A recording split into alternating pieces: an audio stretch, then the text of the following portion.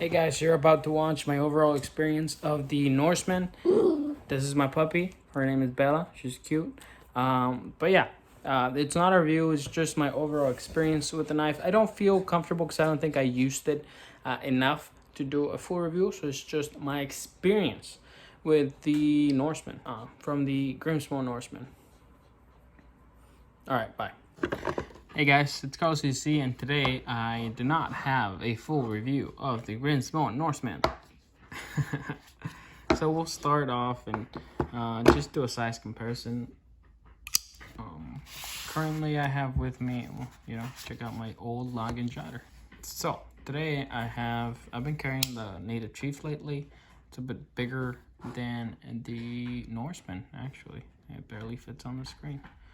So overall, this is 9 inches with a 4-inch blade and a 3.8 cutting edge. And honestly, that's all the knife I have right now. This is a 2-speed Eco. Boom, $30 pen next to my, not mine, but next to this, I don't know, $1,000 knife. I have ink on my hand. I was reviewing a couple of fountain pens. So if you guys don't mind, you should watch some of those. I like fountain pens. So the cutting edge of the Norseman is 3.5 inches with a little bit of a recurve and then a chisel nose, I would say. It is a flipper frame lock. It is ergonomically good to go. Just feels right in the hand, especially with this texture. The locking is 50%. It's the smoothest knife I have ever experienced personally. Whether or not that is a great thing, that's up to you. To me, it's the coolest thing. Yeah, you just let it drop shot and it's good to go. It is a Rwl34 Steel. This is number 2741. It is in ice blue, I believe. And don't worry, Alex, I am not staining the knife. The knife is good to go. The ink is permanently, not permanently, but semi-permanently in my hands. I did wash my hands before shooting this video. Texture on the blade is a stone wash, and you can see some of the CNC machining lines on the blade, which makes it really interesting along with the overall style of the knife. Pretty standard handle, I would say, except for the beautiful machining. But the blade of the knife is what makes it stand out, and obviously the fit and finish and overall construction of the knife sets it apart from a lot of pieces out there. I like the logo on the clip. I like the fact that they make everything in-house except for the ceramic balls. But I do believe the ceramic bearings are made in-house. This is just overall a beauty to behold.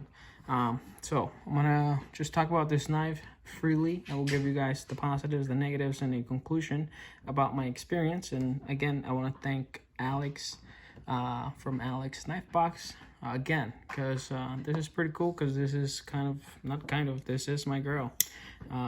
Yeah, kind of sneak peek to the conclusion. So in the positives, just the packaging of the knife is beautiful. It is in this pelican style box, perfectly cut for the knife. They send it out with the tool and oil to keep it maintained, to keep it nice, and they actually have a tutorial on how to take it apart, and also Nick Chavez has one. So the box is nice. The next thing you'll notice is just the overall fit and finish of the thing is just beautiful. By the way, I apologize for my cut in construction, and a piece of a Bobcat tractor fell on me on my hand, just grazed it, and a band-aid doesn't feel good on my finger. I should have worn one. I know, I don't care, just focus on the knife, okay? So in the positives, again, the packaging, the fit and finish, the options and finishes of the scales are ridiculous. They have a honeycomb, they have a rock, they have plain, they have starburst, they have diamond like this one, and they continue to experiment and make new ones. Also, the colors and anodizing titanium are unbelievably a lot, and they have them named, and you can choose whatever you want if you can get one. Also, they have Damascus, and they have Rwl34 plain edge, which is what I like, honestly. This is exactly the one I would pick, probably with the Damascus Damascus thumb stud. I haven't even used the thumb stud. I prefer the I prefer the flipper, just because of the very strong detent. So the next positive of this thing, it is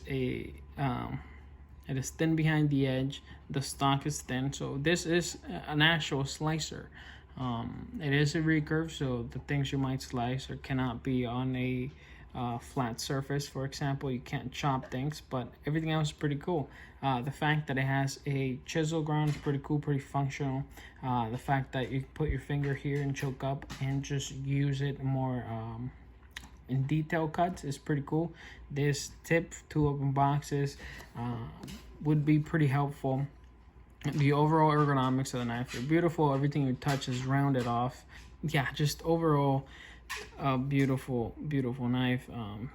Very well made, and I'm very happy to have experienced this thing.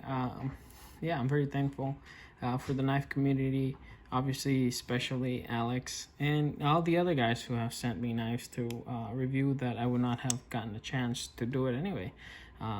Like Blade Brigade AMY, Brian, Gunner EDC.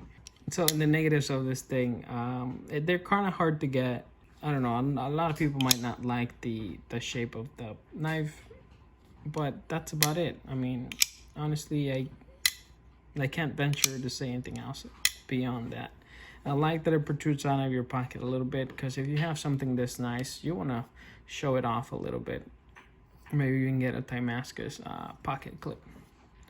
But other than that, yeah, guys, this has been the experience I've had in the couple of weeks that I have I have had the Norseman with me. And yeah, I'm gonna send back now. I'm pretty happy to have experienced it. It's still on my hit list. Usually if I borrow a knife, then it's not on my hit list, because I'm like, I already experienced it. What else is out there? Given the overall beauty, usability, ergonomics, presentation, fit and finish of this knife is still on my hit list. It's still my grail. And yeah, again, thank you, Alex. I know if you're just watching this video randomly, you don't want to hear me thank some guy that you don't know, but this thing is cool. If you guys have a question, leave it in the comments down below and I will get to it. I respond to all my comments. Subscribe, like, and stick around so you can see when I do get one of these. Usually I review my knives more thoroughly. I have cutting examples, etc. Usually the knives I have, even if they're expensive, more expensive knife is the Outlast. You guys know that one's all scratched up and I take it to work. This is my current user. It's very pristine. Even if I work them, I mean, nothing happens. This is high-end metal. From all the knives I have, it's high-end cutlery metal. But yeah, I hope you guys have a great day, a phenomenal day. Yeah, bye.